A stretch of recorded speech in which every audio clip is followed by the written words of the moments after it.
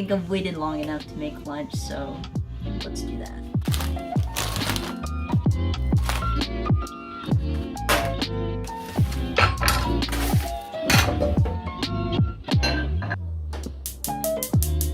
Gas line.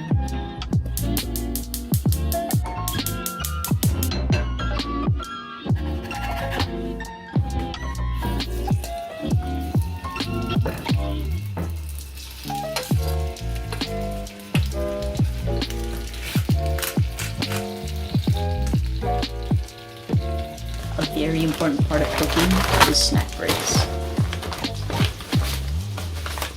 This is a king salmon jerky that my friend got me. That's so good. Fish jerky might be my next thing. And then for drains, we got this multi-grain situation rice from Trader Joe's, and this is from Aldi's. Just easy, microwave them. Don't have to cook every single thing.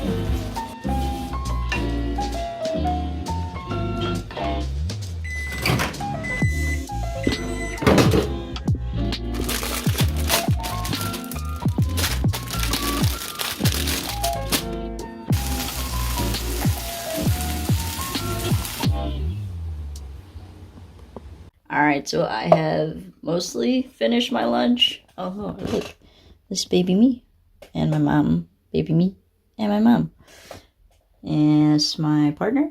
And me. Anyway, starting this vlog a little late because I spent the morning finishing Saturday's vlog and yesterday's vlog. I'm telling you, this daily vlog thing, it is a choice. I still agree with this choice, but it is quite difficult trying to do all of the things while I'm working, and I have some other like miscellaneous tasks I also need to get done throughout the day. Since I'm caught up, I am gonna start today's vlog now. Made myself lunch, as you saw, and then I have some errands I want to run. Today I'm going to talk a little bit about what it's been like living with my parents so far, because I just moved back from living in Chicago for the last 2 years, and I was not living here for the last 11 years before that because I was in San Diego. Let's talk a little bit about that.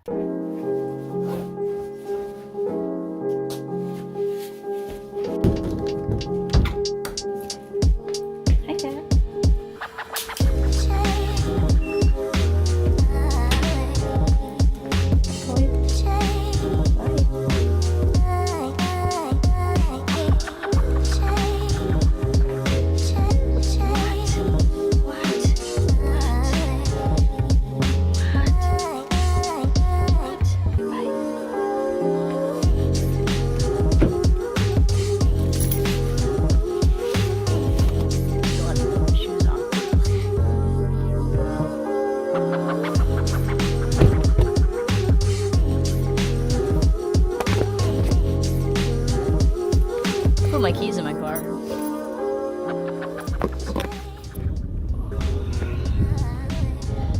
So, I have an errand before I get my mom, which is to go to Walmart. I told my partner I would buy him a poster for his new place. So let's go do that first.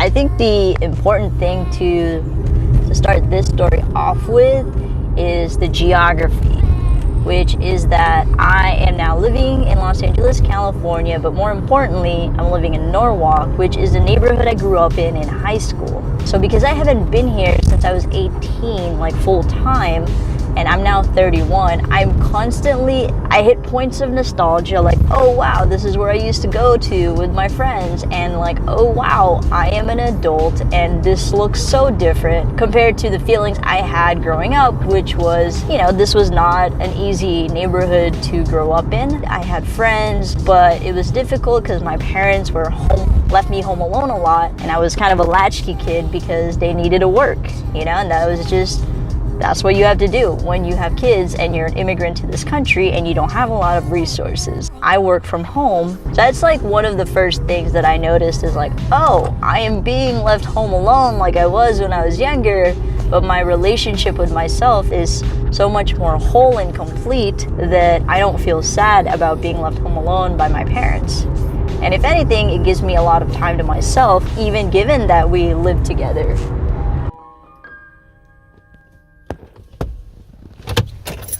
ride to the Walmart. Is it nap time? I would like for it to be nap time.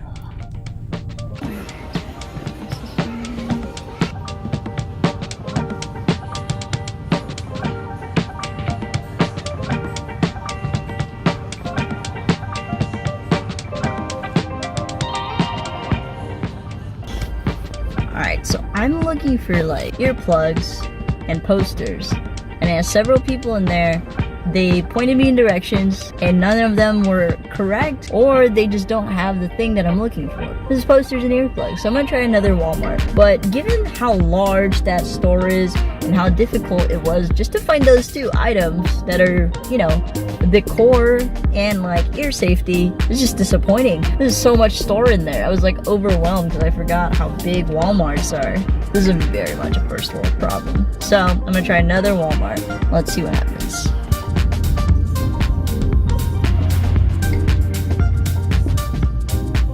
Whoa, this Walmart has a gas station. That's a thing? And of course it has palm trees, but you know, that's California. What? They had gas stations.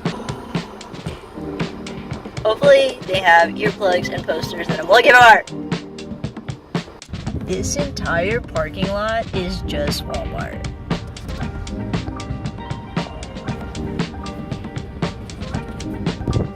This is wild. What? So much parking lot.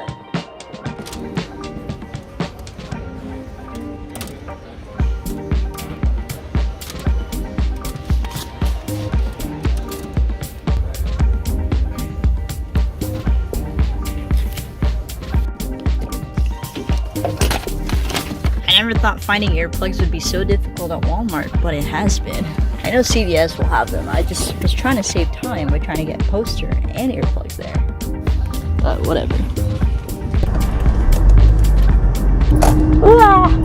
Okay. Living with my parents, the next thing I wanted to talk about is how they see me, and like they sometimes see me as an adult. Obviously, they're always going to see me as their child because that's what I am. Especially when I cook for myself or cook for them and buy groceries and take care of myself.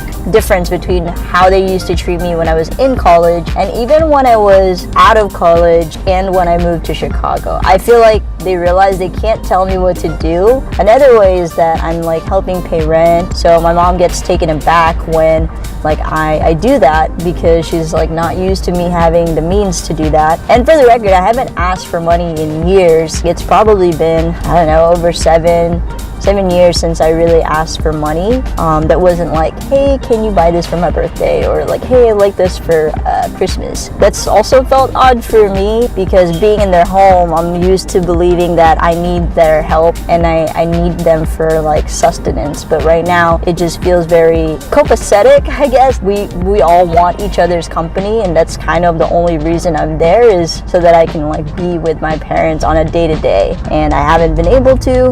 And after this, you know, like maybe a year or so, like I'm probably never going to live with my parents again. So it is really interesting seeing that dynamic shift from like, oh, they need to take care of me, when in some ways I'm like starting to take care of them and they can see and they're actually starting to respect that I can take care of myself. The last thing that I want to talk about is actually boundaries with my parents. But I think I'm going to bring my mom in for that conversation because I'm about to pick her up.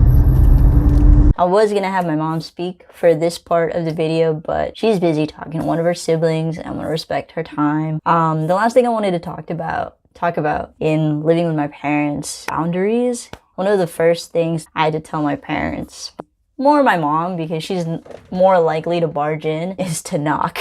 I was like, Mom, please knock. There's been like maybe 2 or 3 times that she's forgotten and then I remind her and then she knocks like the time after that. She's not used to doing that from when I was a kid. I also didn't live in this room when I was a kid. I lived in the living room with a curtain around my bed. Other boundaries has been like telling them my name. So I was named Melanie at birth. And I love that name because it represents my parents' immigration story, me being born in Italy, them moving there from the Philippines, and them really being able to start a life that they could like send money to the Philippines from. But for me, Melanie has always identified me as a woman, and because I'm non-binary, I just needed to let go of that name. So I recently told my parents that they need to start calling me Vin. We haven't gotten to the pronouns part yet. There's like a language barrier that I need to like cross and like figure out how to navigate. But I've come out as queer like last summer. I've now come out as Vin, and so I'm like figuring out every little piece. The other day, like my mom put Melanie on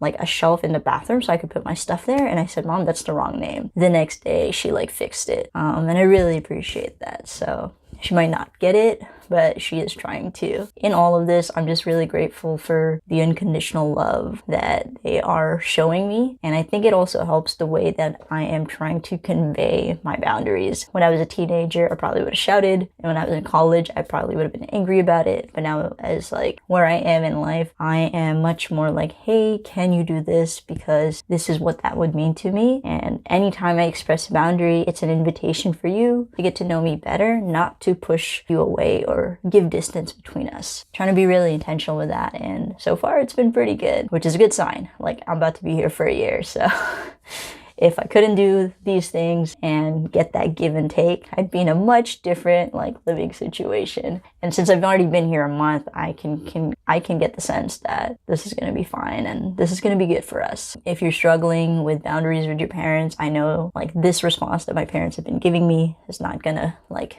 be natural or even be possible for everybody. But I hope you find a way to speak up for yourself and express your boundary, be that with your parents, with people in your workplace, with your friends, and people that you meet that are strangers. Much love, everybody, and I'll see you in tomorrow's vlog.